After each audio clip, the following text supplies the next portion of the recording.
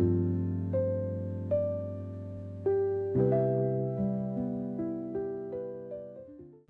Friends, இன்றைக்கி நம்ம வீட்டில் தேங்காய் பால் புலாவ் செய்ய போகிறோம். அதுக்கு 1 கப்பு பாசுமதி ரைஸு ஊற வச்சு ரொம்ப நேரம் இல்லை, ஒரு 1/2 ஹவருக்குள்ளே ஊற வச்சு வடிகட்டி எடுத்துக்கணும். இது தேங்காய் பால். 1.5 கப்பு அரிசி எந்த அளவோ அதில் 1.5 கப்பு தேங்காய் பால் நம்ம புழிஞ்சு எடுத்துக்கணும்.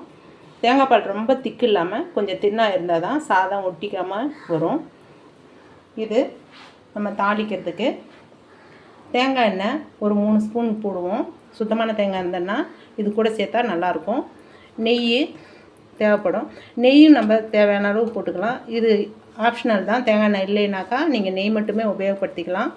உப்பு, தாளிக்கிறதுக்கு இந்த லவங்கம், பட்டை, ஏலக்காய், ஜாதிபத்திரி, கிராம்பு 2-3, பெருஞ்சீரகம் கொஞ்சம், இஞ்சி பூண்டு விழுது, பச்சை மிளகா 4, வெங்காயம் 2 வெங்காயம் துண்டாக நறுக்கிக்கோங்க. தக்காளி 1 தக்காளி துண்டாக நறுக்கினா போதும். தக்காளி நிறைய சேர்க்காதீங்க, அது ஃப்ளேவரே மாறிடும். அதனால் தக்காளி கொஞ்சம் துண்டுகள் போதும். இது முந்திரி, திராட்சை நான் எண்ணெயில் பொரித்து தனியாக எடுத்து வச்சுருக்கேன். இது கடைசியாக சேர்க்குறதுக்கு. இது புதினா, கொத்தமல்லி நம்ம ஆரம்பத்தில் கொஞ்சம் சேர்க்கணும், கடைசியாக கொஞ்சம் சேர்க்கணும். அவ்வளோதான் ஃப்ரெண்ட்ஸ். இப்போ நம்ம செய்முறையை பார்த்துக்கலாம். ஃப்ரெண்ட்ஸ், இப்போ நம்ம குக்கர் சூடானதும் ஒரு 4 டீஸ்பூனு நெய் எடுத்து இதில் போட்டுக்கிறோம்.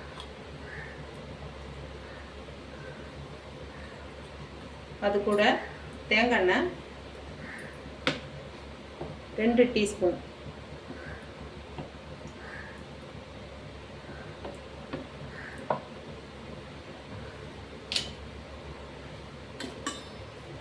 நம்ம தாளிக்கு வச்சுருக்க பொருள்லாம் இதில் சேர்த்துக்கலாம்.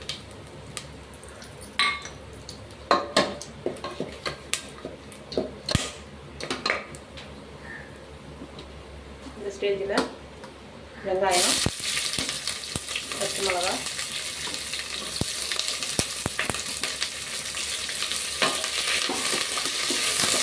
ரொம்ப பொன்னிறமாக வதங்கக்கூடாது ஃப்ரெண்ட்ஸ். ஒரு கண்ணாடி பக்கம் தான் வெங்காயம். தெரிஞ்சிருவோம், சும்மா ஒரு பிஞ்சு போட்டால் போதும், நிறையா வேண்டாம்.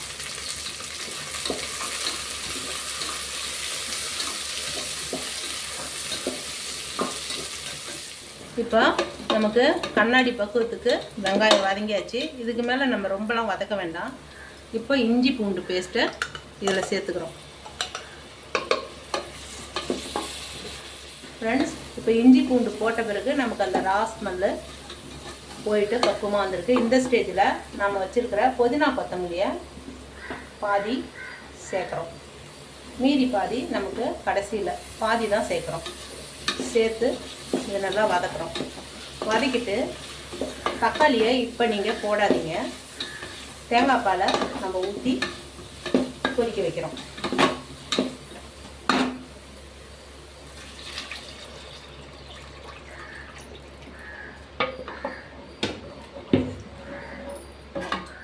ஃப்ரெண்ட்ஸ், இப்போ நம்ம தேங்காய் பால் சேர்த்தாச்சு. இப்போ இது நல்ல கொதிநிலைக்கு வரணும். நல்லா கொதிநிலை வந்தால் தேங்காய் பால் திரிஞ்சிடும்லாம் நினைக்க வேணாம். இது நல்லா கொதிக்கட்டும். கொதித்த பிறகு நம்ம அடுத்த பொருளை சேர்க்கலாம். இப்போ நமக்கு கொதிக்குது. நல்லா கொதிநிலை வந்த பிறகு தக்காளி சேர்க்குறோம். தக்காளி சேர்த்துட்டு இதில் உப்பு சேர்க்கணும். நமக்கு தேவையான அளவு உப்பு சேர்த்துக்கலாம். இப்போது அரிசியும் நம்ம இந்த ஸ்டேஜில் சேர்த்துக்கிறோம்.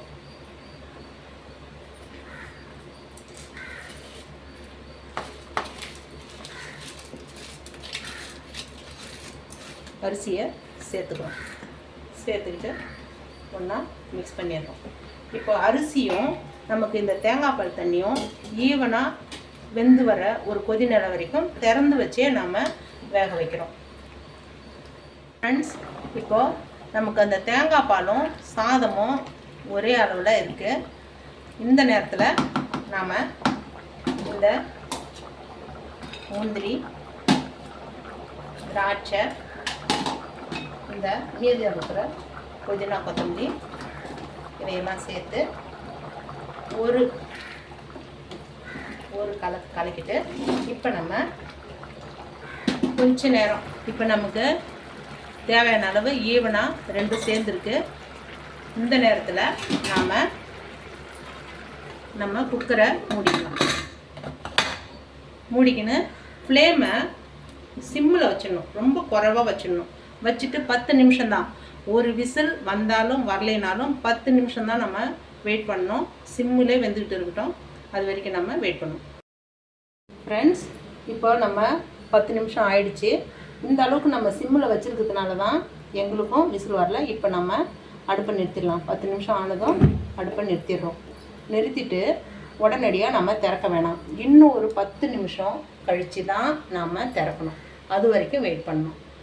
ஃப்ரெண்ட்ஸ், இப்போ அடுப்பு நிறுத்தினதுக்கு அப்புறம் நமக்கு ஒரு 10 நிமிஷம் வெயிட் பண்ணிட்டோம். இப்போ நமக்கு திறந்தாச்சு. இது நமக்கு தேங்காய் பாலுடைய கரெக்டான கலரில் சாதம் வந்திருக்கு. உதிரி உதிரியாக வந்திருக்கு. நம்மளுக்கு அடி பிடிக்காமல், பார்த்திங்களா, அடியே பிடிக்கல, அடி பிடிக்காமல் வந்திருக்கு. இது ஒரு கரெக்டான பக்குவம். இதில் அடி பிடிச்சியோ நமக்கு பிசு பிசுன்னு சாதமோ வந்திருந்தால் நமக்கு பக்குவம் கொஞ்சம் நம்ம செஞ்சதில் தவறி இருக்குன்னு அர்த்தம். இப்போ நமக்கு ரொம்ப பர்ஃபெக்டாக வந்திருக்கு. இவ்வளோ தாங்க நம்ம தேங்காய் பால் புலாவ். இன்றைக்கி எங்கள் வீட்டில் லஞ்சுக்கு தேங்காய் பால் புலாவும் திருக்க மீன் வறுவலும் வச்சுருக்கோம். இது வெஜிடேரியனாக இருந்தீங்கன்னா சேப்பங்கிழங்கு வறுவல், கருணக்கிழங்கு வறுவலோட சேர்த்து சாப்பிட்டிங்கன்னா செம்ம சூட்டபுளாக இருக்கும், நல்லாயிருக்கும். Thank you friends. நம்ம அடுத்த குக்கிங்கில் சந்திக்கலாம். தேங்க்யூ.